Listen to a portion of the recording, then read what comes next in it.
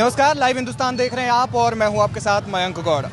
दिल्ली के पूर्व उप मुख्यमंत्री मनीष सिसोदिया करीब 17 महीनों के बाद जेल से बाहर आए और उसके बाद से वो ताबड़तोड़ कार्यक्रमों को लीड भी कर रहे हैं। जनता का उन्हें खूब प्यार मिल रहा है और इसी मामले में बात करने के लिए हमारे साथ मौजूद हैं आपके वरिष्ठ नेता आदिल अहमद जी। आदिल जी, सबसे पहले तो मैं इसी सवाल से शुरुआत करना चाहूँगा कि 17 महीने के बाद मनीष सिसोदिया जेल से बाहर आए हैं, किस नज़र से देखते हैं इसे? देखिए, एक ऐसा तथाकथित शराब घोटाला जो भारतीय जनता पार्टी कार्यालय में बैठकर लिखा गया, आम आदमी पार्टी के नेताओं को एक फर्जी मुकदमे में जेल में डाला गया। 2 साल से अधिक हो गए एक तथाकथित शराब घोटाले की जांच चल रही है। 500 से अधिक टीमें तैनात हुई, 1000 से अधिक जगहों पर छापेमारी की गई, 1000 से ज़्यादा लोगों से पूछताछ की गई। आज तक 5 पैसे की कहीं से रिकवरी नहीं, आज तक 5 पैसे का कोई सबूत नहीं। लेकिन उसके उलट देखिए कि आम आदमी पार्टी के सबसे वरिष्ठ नेता हमारे राष्ट्रीय संयोजक अरविंद केजरीवाल जी को जेल में रखा गया, मनीष सिसोदिया जी को जेल में डाला गया, सत्येंद्र जैन जी को जेल में डाला गया, संजय सिंह जी को जेल में डाला गया। आज मनीष सिसोदिया जी 17 महीने बाद जेल से बाहर आए हैं। उन्होंने अपने पार्टी के नेताओं से मुलाकात की, लगातार विधायकों से मिल रहे हैं, काउंसलर से मिल रहे हैं, लीडर्स से मिल रहे हैं। दिल्ली के लोग भी मनीष सिसोदिया जी से मिलना चाहते हैं। लगातार लोग इस कोशिश में हैं कि मनीष सिसोदिया जी से मुलाकात हो। एक व्यक्ति के लिए संभव नहीं है कि पूरी दिल्ली को एक जगह इकट्ठा करके उनसे मिल ले। मनीष जी ने कहा कि मैं दिल्ली के लोगों के बीच में जाऊंगा, अपने लोगों के बीच में जाऊंगा, उनसे मिलूंगा। आज पदयात्रा का 6ठा दिन है।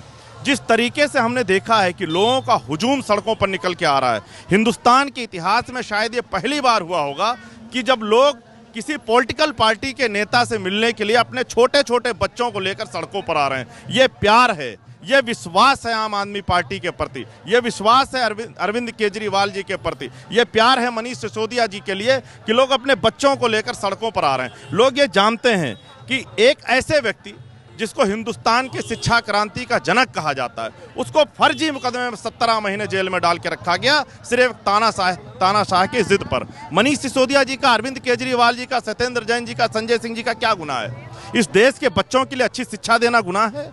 इस देश में महिलाओं को फ्री बस यात्रा देना गुनाह है? 24 घंटे फ्री बिजली देना गुनाह है? साफ पानी देना गुनाह है? इस देश के अंदर दिल्ली में सबसे ज्यादा CCTV कैमरे लगाए गए, ये गुनाह है? इस देश के नाम पर शहीद होने वाले परिवार को 1 करोड़ रुपए की सम्मान राशि दी जाती है, गुनाह है? अगर अच्छे स्कूल बनाना गुनाह है, अच्छे अस्पताल बनाना गुनाह है, अच्छे मोहल्ला क्लिनिक बनाना गुनाह है, बिजली पानी फ्री देना गुनाह है, महिलाओं का सम्मान गुनाह है, सैनिकों का सम्मान गुनाह है, बुजुर्गों का सम्मान गुनाह है, तो हम पूरी उम्र जेल रहने के लिए तैयार हैं, पर हम ये काम नहीं छोड़ेंगे।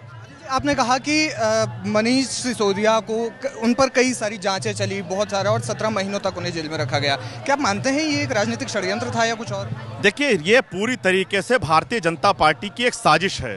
भारतीय जनता पार्टी आम आदमी पार्टी को कुचलना चाहती है। वो डरती है आम आदमी पार्टी से, क्योंकि जितना काम आम आदमी पार्टी और अरविंद केजरीवाल जी ने किया है, भारतीय जनता पार्टी कर नहीं सकती।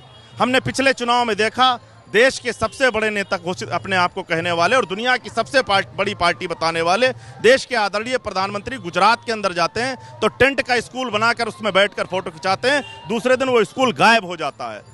तो मनीष सिसोदिया, अरविंद केजरीवाल, सत्येंद्र जैन जी से के कामों से कंपटीशन नहीं कर सकते, इसलिए उनको एक फर्जी मुकदमे में जेल में डाला गया। आज दिल्ली की जनता इस बात को जानती है। माननीय सुप्रीम कोर्ट ने जिस तरीके से मनीष सिसोदिया जी को जमानत देने के टाइम सख्त टिप्पणी की है, वो आज पूरे देश के सामने है, पूरी दिल्ली के सामने है। और हम लोगों को पूरा भरोसा है कि जल्द ही हमारे नेता और दिल्ली के लोकप्रिय मुख्यमंत्री अरविंद केजरीवाल जी जेल के सलाखों के बाहर होंगे और हम सबके बीच में होंगे, दिल्ली के लोगों से मिलेंगे। दिल्ली के अंदर जो विकास का पहिया चल रहा है वो चलता रहेगा। अच्छा, ये जो इस वक्त पदयात्रा चल रही है, जेल से बाहर आने के बाद लोगों का हुजूम उनके साथ था, वो सारी तस्वीरें हमने भी देखी, तो क्या इसे दिल्ली विधानसभा चुनावों की तैयारी मानी जाए या फिर जो 17 महीनों तक वो जेल में थे, जनता से मिलने की कसर जो उनके अंदर थी वो इसे? देखिए, निश्चित तौर पर ये हुजूम जो निकल के आ रहा है वो मनीष सिसोदिया जी, अरविंद केजरीवाल जी और आम आदमी पार्टी के लिए प्यार है और ये प्यार चुनाव तक रहेगा। आने वाले विधानसभा चुनाव में आम आदमी पार्टी दिल्ली के 70 की 70 विधानसभा में प्रचंड बहुमत से जीतकर अरविंद केजरीवाल जी के नेतृत्व में एक बार फिर से शानदार सरकार बनाने जा रही है। ये जो सड़कों पर उमड़ता हुआ हुजूम है, इस बात की दलील है, इस बात की गवाही है। ये आपने बता दिया। एक आखिरी सवाल मैं आपसे लेना चाहूँगा कि जिस तरीके से दिल्ली चुनावों की कमान अब लग रहा है कि मनीष सिसोदिया के हाथ में है, तो क्या लगता है कि इसके बाद से कितना कुछ फर्क पड़ेगा दिल्ली के राजनीति पर?